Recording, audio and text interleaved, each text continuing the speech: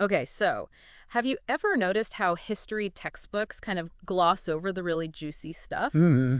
Well, get ready to go beyond the headlines because today we're diving into some declassified CIA files on the July 20th plot. Oh, wow. Yeah, we're talking analyst reports, press clippings, the whole shebang. It's amazing how much more we discover about these events even decades later. I know, right? It's like getting a peek behind the curtain of history. And one thing that really struck me going through these documents was just how widespread the German resistance actually was. Yeah, you really get a sense of that. Because you always hear, oh, it was just a small group of disgruntled officers, Right. but these files paint a very different picture. It's not just the numbers, though it's staggering almost 5,000 people executed after the plot failed. But it's the diversity of backgrounds, professions.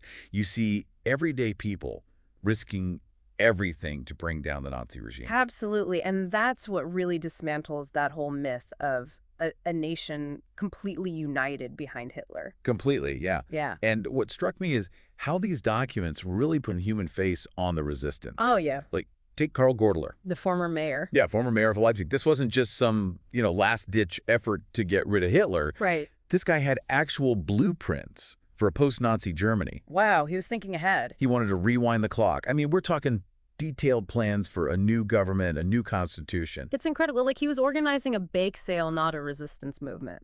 I know, right? Yeah. It shows a level of incredible foresight. Yeah. And these documents have snippets of these plans. Fascinating stuff. Wow. So it really makes you appreciate the depth of their commitment. Yeah. This wasn't just about survival. It was about reclaiming their country and building a better future. And you had people from all walks of life, different ideologies, different visions for the future, but all united by this common goal. Exactly.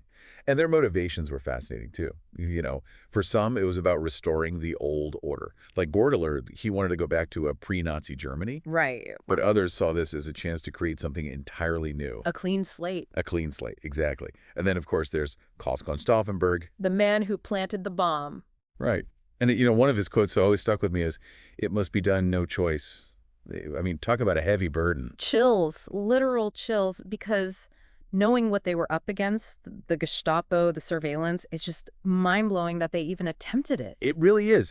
These Yeah. were ordinary people thrust into extraordinary circumstances, and yet they found the courage to act. Exactly. These declassified documents give us this incredible glimpse into what drove them, what they believed in, and the risks they were willing to take to fight for a better future. Absolutely. It's just incredible. So we've been talking about the motivations, the sheer guts it took to even think about taking on the Nazi regime. But what about the plot itself? I mean, we all know it ultimately failed.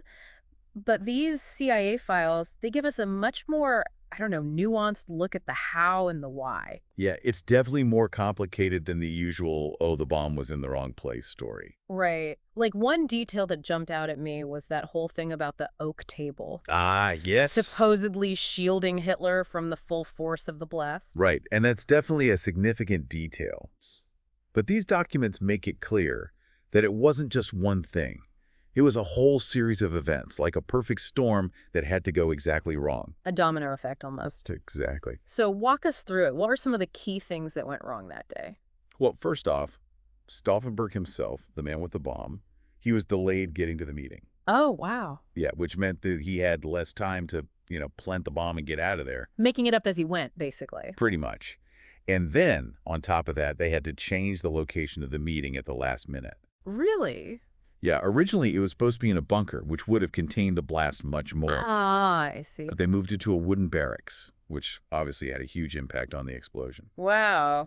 So different location, different outcome, potentially. You have to wonder, what were they thinking? Well, it's easy to say that in hindsight, right? But at the time, they were operating under incredible pressure, constantly having to react to changing circumstances. Living on a knife's edge, basically. Exactly, with the Gestapo breathing down their necks. Mhm. And that constant tension, that fear of discovery, it definitely played a role in how things ultimately unfolded. It makes you appreciate just how much courage it took to even attempt something like this. Absolutely. I mean, every step of the way, they were facing these incredible challenges, these logistical nightmares.